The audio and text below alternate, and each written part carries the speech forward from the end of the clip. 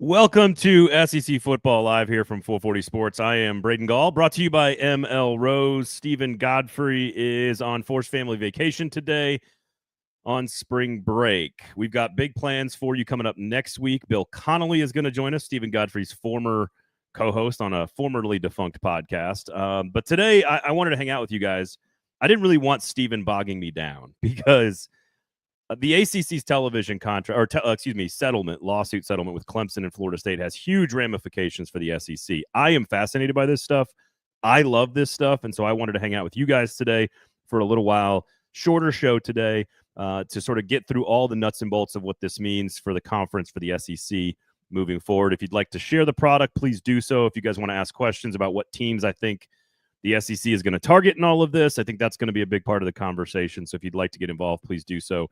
Thumbs up, notifications, Facebook, Twitter, etc. You guys share the product. We do appreciate you guys.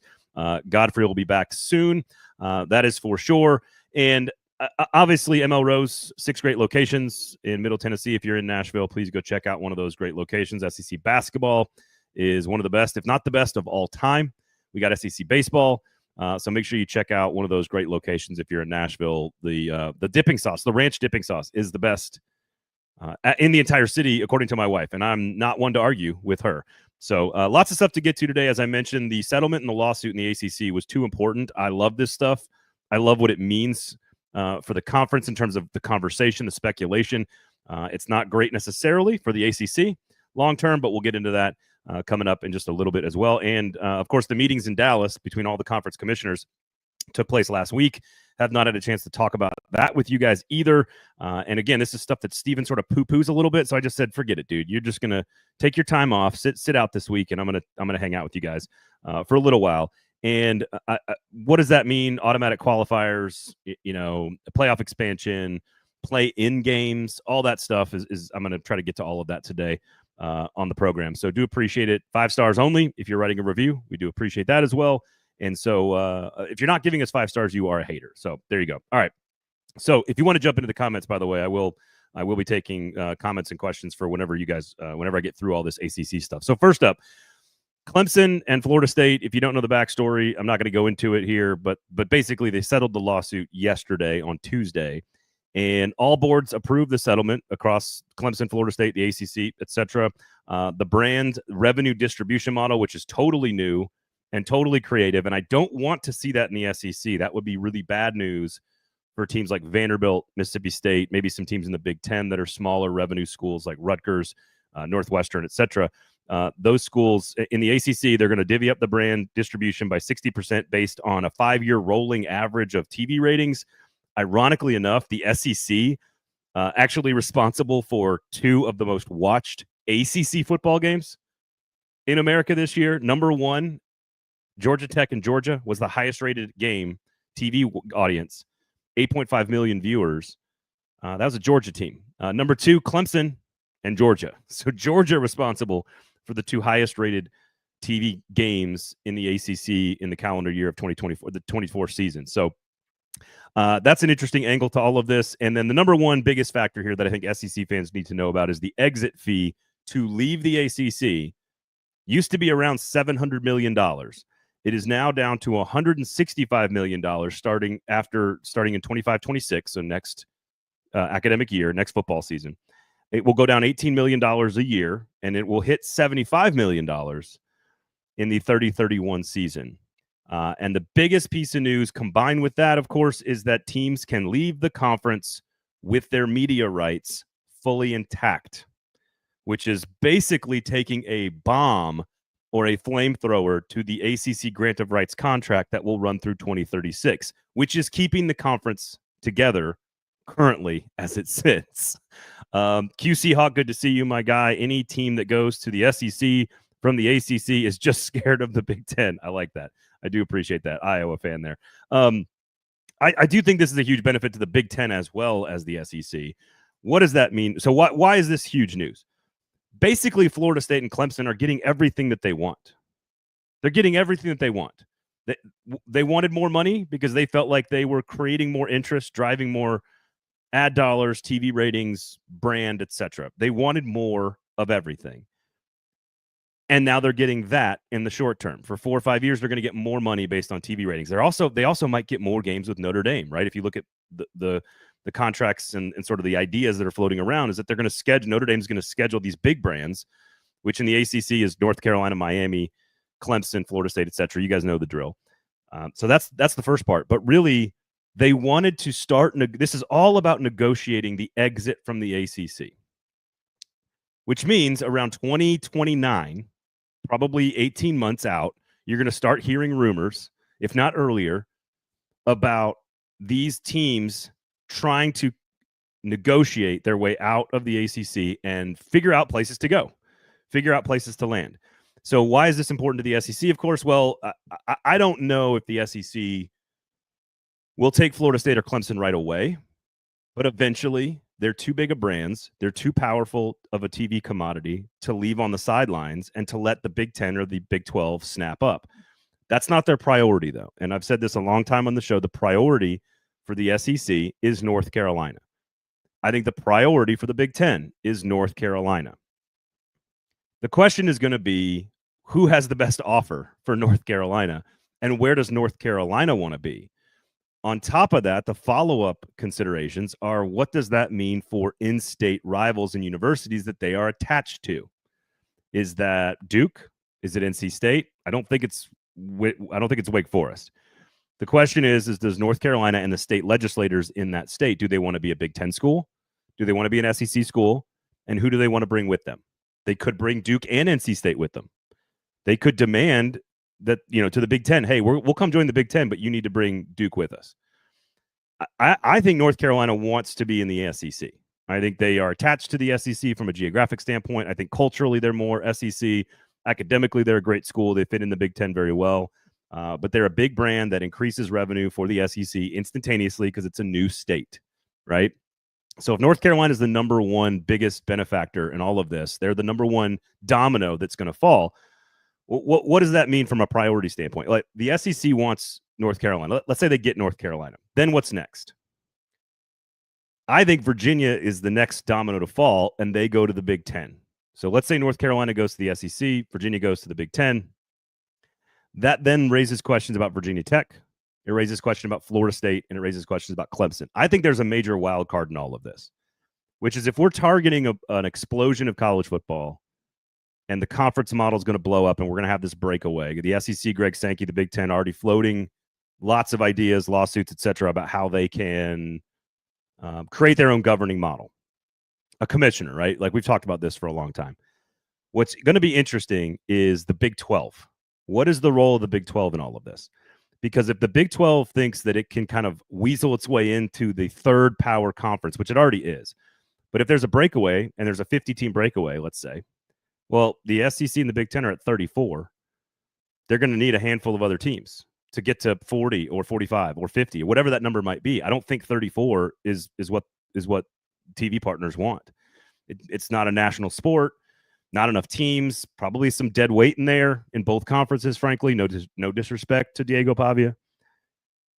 And so the question is, where does the Big 12 fit in all of this? I think the SEC, they're not going to be forced to take Florida State, but I don't think the Big 10 wants Florida State. They don't really walk, talk, and act like a Big 10 school.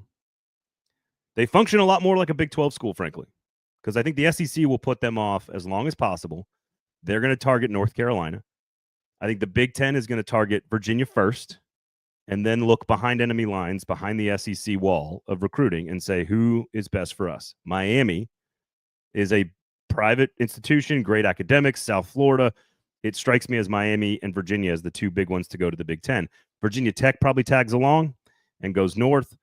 And if Duke does not go to the SEC, then I could imagine Duke going to the Big 10. I also would consider Louisville, and the dynamics inside the state of Kentucky are fascinating because Kentucky fans and people in charge probably don't want anything to do with Louisville being in the SEC to give them the gravitas and the weight and the brand value of the SEC. But I bet you state legislators in the state of Kentucky do want to keep those two together. Look at Oklahoma State. Look at the teams that have broken up inside states in the past, and it doesn't lead to look at the state of Texas. So I think what's going to happen is North Carolina is the top domino. We know that. They're going to the SEC. I think Virginia goes to the Big Ten. I think Miami is earmarked for the Big Ten.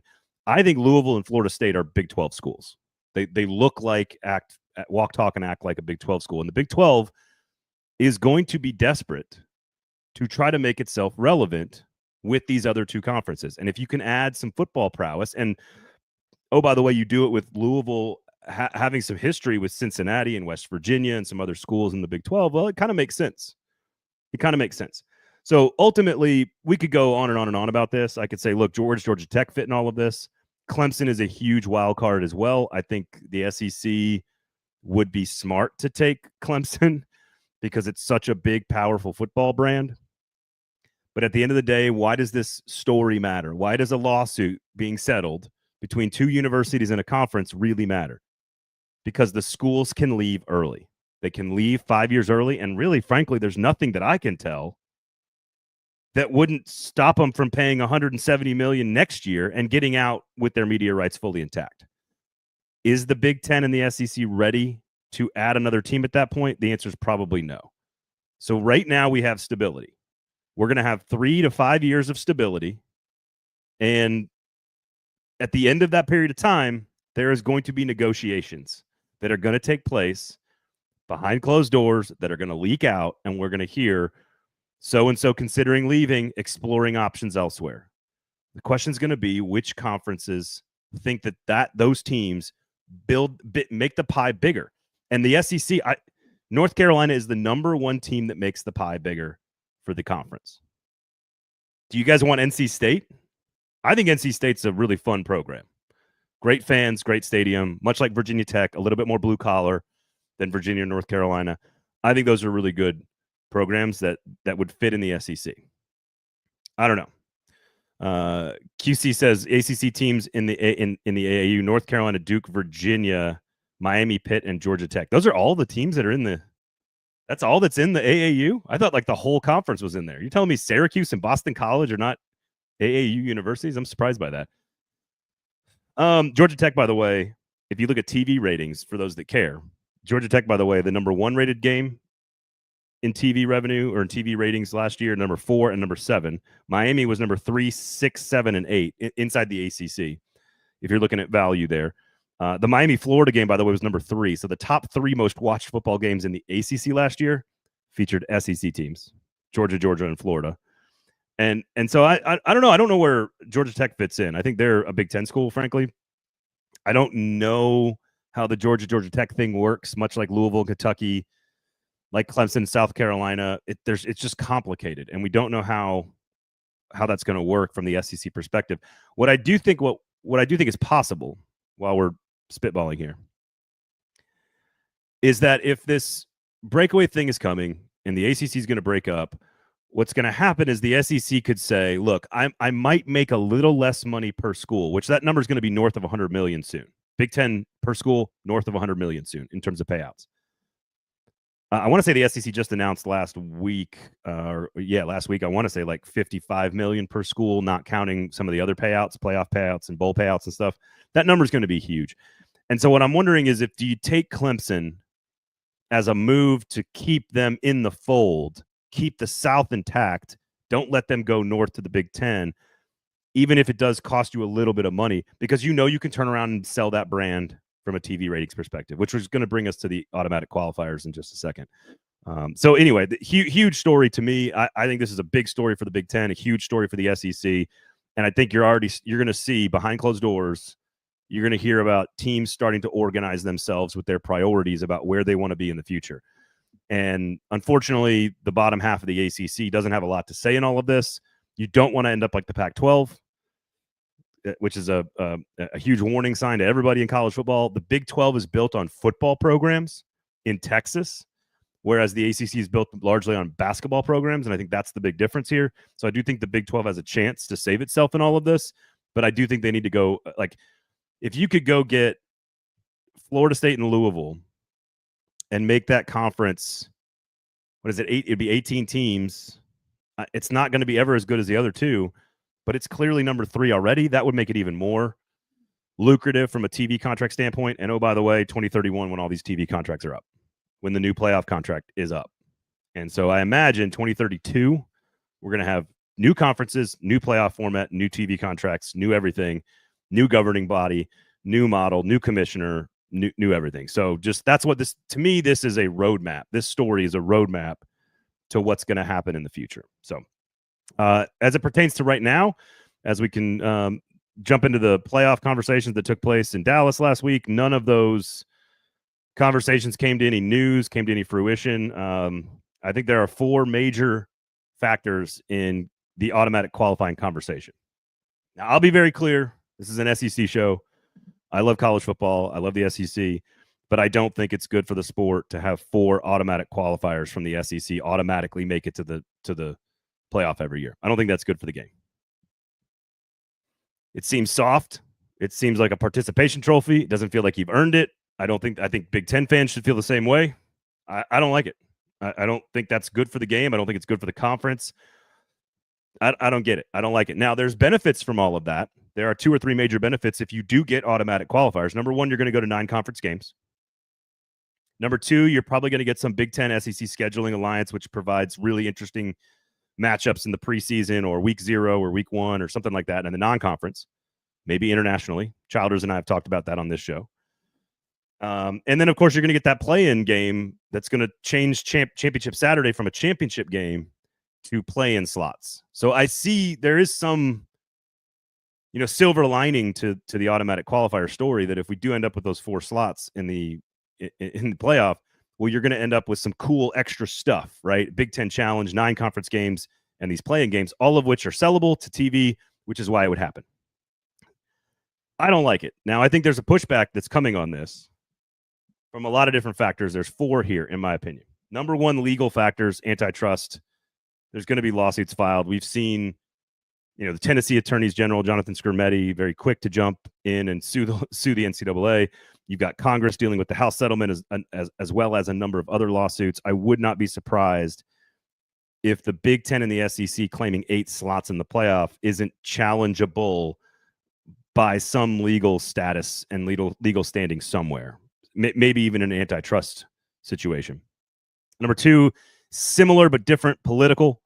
There's a lot of political will right now against this from elected officials in every conference. They don't like this idea. The vast majority of voters and elected officials are not located in SEC country and SEC states. And there's a lot of folks that don't want to see this happen. They want to see the sport stay national. Public pressure is another one. That's number 3 on this, which people like me and fans and those of you watching and caring about this, generally speaking, most of you don't want to see this happen. Now, if you want to see automatic qualifiers and you're an SEC fan, please jump into the comments and tell me. I would love to know why you think it's good for the sport outside of creating really cool games on the last Saturday. Let's go back to this past year. I think I mentioned this on the show before. If you're just going based on playoff rankings, you got Tennessee at 3, Bama 4, Ole Miss 5, South Carolina 6, I believe, in the SEC, behind Georgia and Texas. That'd be a hell of a weekend. Tennessee, South Carolina, winner goes to the playoff. Pretty big time game. That'd be fun. Then you'd have Alabama, Ole Miss, winner goes to the playoff. Pretty big time game. Be a lot of fun. So I think there's, outside of that one thing, tell me why you want to see 4 automatic qualifiers. I think the court of public opinion, along with the legal ramifications and the political ramifications, are all lined up against automatic qualifiers for the SEC, in my opinion. I also think ESPN does not want to see the expansion of the playoff to 16 teams, because then that kicks in an extra payment to conferences, especially the SEC, which if you're an SEC fan, I could see how you'd be like, no, more money from ESPN. That's cool. If it stays at 14, if it expands from 12 to 14, there is not an automatic increment of extra money or extra payments. So it should stay put the way it is. So I think ESPN's going to fight for them to stay at 12 or 14. I think there are political, legal, and public reasons why this should stay without the automatic qualifier. Now, does that change the fact that the SEC championship game is losing value? It does not. And so I do understand that that's a problem and a concern here with all of this. It's just not the most important and concerning thing for me. I mean, how many coaches in the SEC? Lane Kiffin said it this year. Kirby Smart said it last year. We don't really want to play in the game. Now, I think that's lip service to a guy who didn't make the game. But one less football game, an extra week to rest and get ready for the playoff. You think Tennessee benefited? I mean, you certainly didn't see it on the field against Ohio State, but that was more of an Ohio State issue than it was a Tennessee issue. I don't know. Championship game has been losing value for years, and with the playoff expanding, it didn't feel like outside of the bye week, it didn't feel like a big deal. Texas got a better draw than Georgia did, frankly, after losing that game. So they are going to have to figure something out with that championship game. I do love the idea of a 3-6-4-5 play-in. I don't like it to be an automatic qualifier because then you're going to guarantee bids for other leagues. If you do that, you're guaranteeing 2 bids for the ACC, which we just talked about is about to disappear in 5 years, and 2 bids for the Big 12. How many teams from the Big 12 made it to the playoff this year? 1. And if not for a Clemson 56-yard field goal against SMU in the ACC championship game, they only have 1 team in the playoff. So if you're an SEC fan, do you want to give up an extra bid when you could snag 5 if you've got 5 deserving teams? I just none of that makes any sense to me. It's very anti-meritocracy. Earn your way in. And I know why they're doing it. The SEC wants guaranteed spots, and they want to devalue the committee to take the decisions out of other people's hands and put it in their own hands. So I get why they're doing it. I just don't think it's good. I don't think it's good for the sport. I think basically what you need to know about the news this week to wrap up. ML Rose, by the way, make sure you go swing by and check out ML Rose. 6 great locations in Middle Tennessee. Fantastic burgers. They got a new burger every single month that changes. It's always super creative, super delicious. They have, and I've actually been working on a project about beer in the history of Nashville. Really excited about it. It's a lot of fun. I've been doing a lot of digging and interviews and a lot of research on this stuff. There is probably not a better beer tap in Nashville at any restaurant in the city than ML Rose. They take a lot of time. They have something called the beer board and the beer council where they sit down and they very selectively pick the beer they want to be on their taps. It goes with all their burgers of the month and all their food and stuff. It's fantastic. 6 great locations in Nashville. So if you ever come to town, come on out and check out ML Rose. ACC lawsuit settlement means that the breakup of the ACC is coming and the SEC will benefit. Who do I want to see in the conference to wrap this all up? I would love North Carolina, NC State, Clemson, Florida State. Those would be my top 4. I would love the SEC to go to 20 and have those 20 teams. The one I would love to see, which is a little off the beaten path here and doesn't really apply to this conversation, is Oklahoma State. They also walk, talk, and act like an SEC school, and I'd love to get that Oklahoma State Bedlam rivalry back together. I don't know what to do with Duke. There is a basketball angle to all of this, and I've talked to Paul Feinbaum about it, and he agrees with me that basketball is not a factor except in one situation.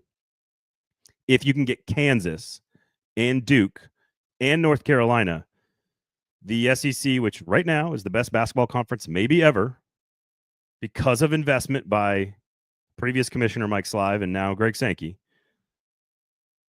you could build a fence. You've got a fence built around baseball already.